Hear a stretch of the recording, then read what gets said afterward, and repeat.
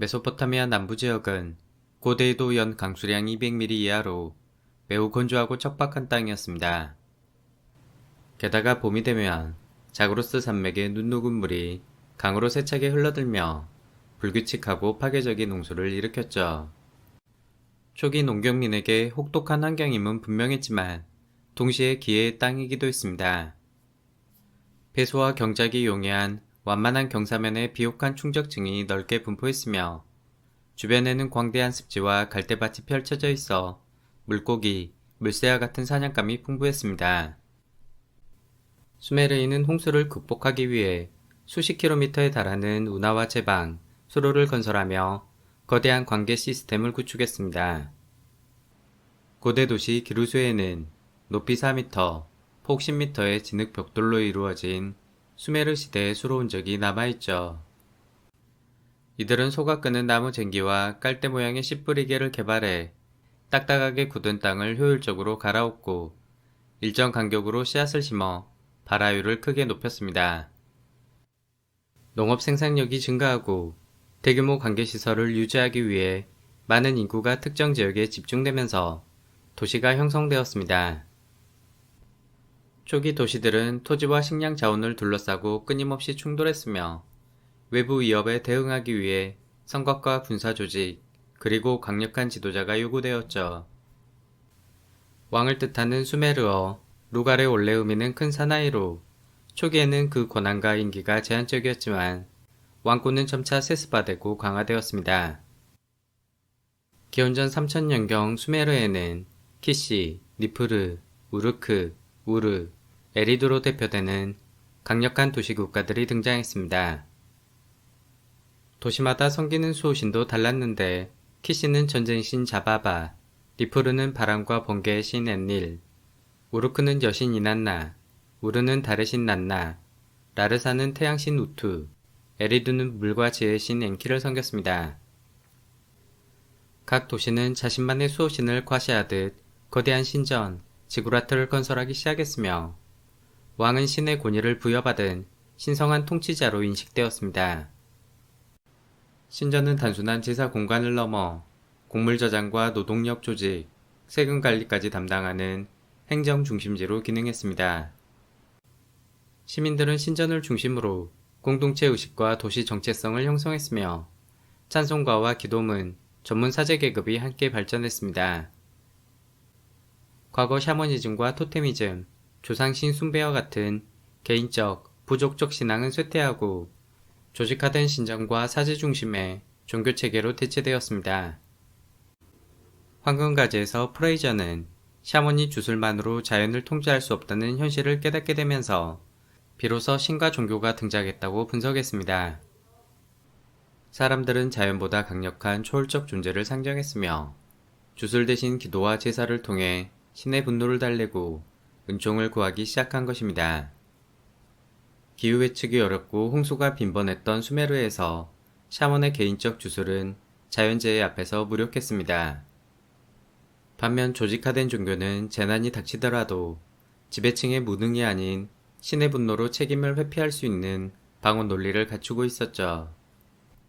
왕과 사제는 신의 뜻을 해석하는 유일한 중재자로 여겨졌으며 재난 속에서도 사회 질서를 유지하고 심리적 안정감을 제공하는 컨트롤 타워 역할을 했습니다. 수메르 왕명록에 따르면 도시국가 간의 치열한 패권 경쟁 끝에 키시의 에타나 왕이 최초로 통일을 이룩했다고 전해집니다. 이후 패권은 우르크 왕조로 이동하는데 우르크의 초기 왕들이 바로 수메르 신화와 서사시의 황금기를 장식하게 됩니다. 우르크 2대 왕이자 북쪽의 아라타 왕국을 굴복시킨 엠메르카르, 3대 왕 누갈반다, 4대 왕 두무지, 5대 왕은 그 유명한 길가메시입니다. 특히 4대 왕 두무지는 이난나의 저승 하강 신화에서 여신의 남편이자 저승에 갇혔다가 부활하는 핵심 인물로 등장합니다. 19세기 후반 서력 문자가 본격적으로 해독되기 전까지 이난나와 두무지 신화의 주요 내용은 완전히 잊혀진 채 흔적만 남아 있었습니다. 구약 성경 에스겔서에는 여호와 신앙을 버리고 예루살렘 성전 문 앞에서 타무즈를 애도하는 여인들이 짧게 기록되어 있으며 그리스 문헌에는 아도니스의 에도우레가 단편적으로 언급되어 있을 뿐이었습니다. 수메르어판 이난나 신화는 니프루에서, 이를 계승한 아카드어판 이슈타르 신화는 니네베 아수르팔 도서관에서 발굴되었습니다. 유프라테스강 중류에 위치한 니프루는 최고신 엔닐의 신전 에쿠르가 위치한 일종의 바티칸과 같은 핵심 종교 도시였습니다. 신들의 왕이자 폭풍의 신인 엔닐은 대홍수를 일으켜 인류를 절멸시키려 했을 만큼 엄격하고 무자비한 성격을 지녔습니다.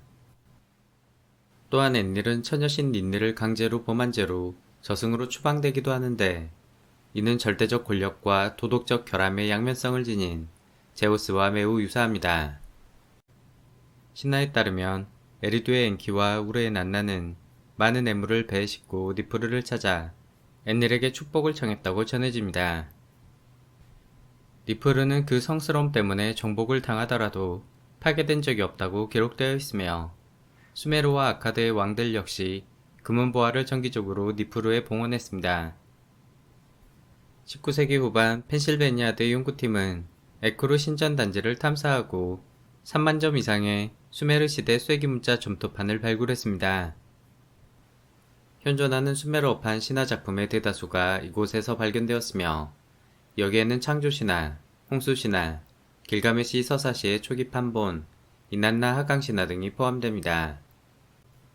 지구라트 서편의 이난나 신전에서는 여신을 위한 창가 점토판과 아름다운 방해석 돌접시, 여신상이 함께 발굴되었습니다. 기원전 2100년 우르나무 왕은 이곳 에쿠르 신전과 우르의 지구라트를 중축했을 뿐만 아니라 현존하는 가장 오래된 성문 법전을 편찬한 역사적 인물입니다. 이난나 하강 신화의 배경은 이렇게 시작됩니다. 우르코의 수호신 이난나가 엔케에게 술을 먹여 취하게 만든 뒤 세상의 질서인 매를 훔쳐 달아나죠. 엔케의 추격을 따돌리고 우르케에 도착한 이난나는 권능을 지닌 하늘의 여왕이 되었지만, 저승세계까지 차지하고 싶은 욕망에 사로잡혀 지하세계로 내려갑니다. 저승세계로 들어가기 위해선 문지기 네티가 지키는 7개의 관문을 거쳐야 하며, 한번 들어가면 다시 나올 수 없는 철칙이 있습니다. 각 관문에서 그녀는 왕관, 귀고리, 목걸이, 가슴 장식, 허리띠, 팔찌와 발목 장식을 차례로 빼앗겼고, 마지막 문에서 옷을 전부 빼앗겨 벌거벗는 수모를 겪습니다. 저승세계의 지배자 에레시키갈은 이난나에게 죽음의 저주를 내렸고, 이난나는 시체가 되어 갈고리에 매달립니다. 그 사이 땅에서는 동물과 인간의 번식이 모두 멈추고 세상은 도탄에 빠집니다. 이난나의 충직한 시종 닌슈브르는 엔닐과 난나에게 도움을 청하지만 거절당하고, 오직 자애로운 엔키만이 생명의 물과 구조대를 보내 이난나를 구해줍니다. 하지만 이난나는 석방의 대가로 대리자 한 명을 저승에 넘겨야만 했고, 그녀는 궁전에서 방탕한 축제를 즐기던 남편 두무지를 지목합니다. 겁에 질린 두무지는 태양신 우투에게 살려달라고 애원하죠.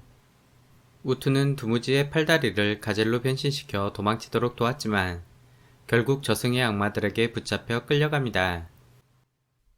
포도주의 신이자 두무지의 누나인 게슈티난나가 그를 대신해 반년을 저승에 갇히기로 자처하면서, 두무지는 1년의 절반은 저승에서 절반은 지상에서 보내게 됩니다.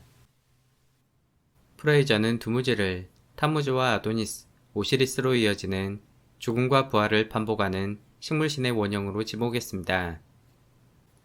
그는 수메르인이 곡물의 성장과 쇠퇴, 풍요와 기근의 계절적 순환을 신의 죽음과 부활로 이해했다고 보았습니다.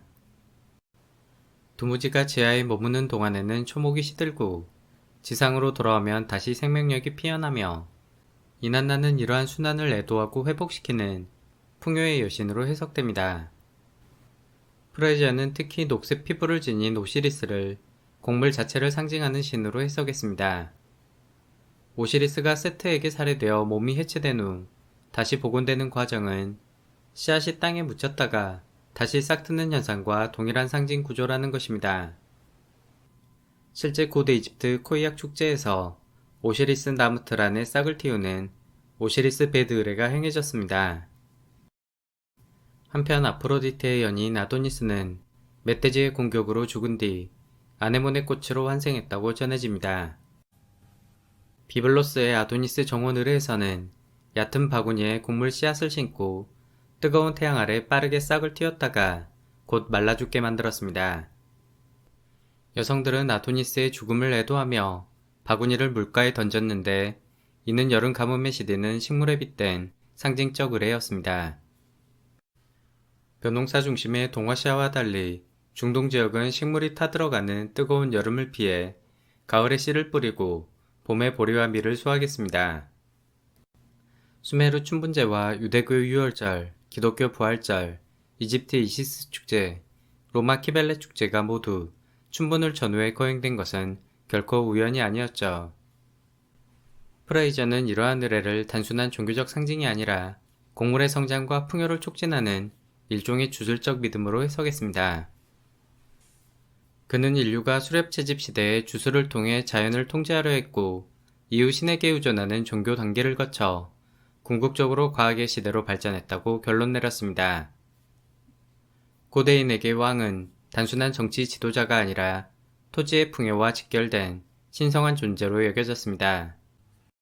때문에 일부 문화에서는 왕이 노쇠하며 의례적으로 희생시켜 쇠퇴한 생명력을 새롭게 회복하고 공동체의 번영을 지속하고자 했습니다. 희생제물은 공동체의 불안과 재앙을 대신 짊어지는 액바지, 희생양의 역할을 하기 때문에 왕처럼 가치가 큰 존재일수록 희생의 효력이 더욱 커진다고 믿어졌죠.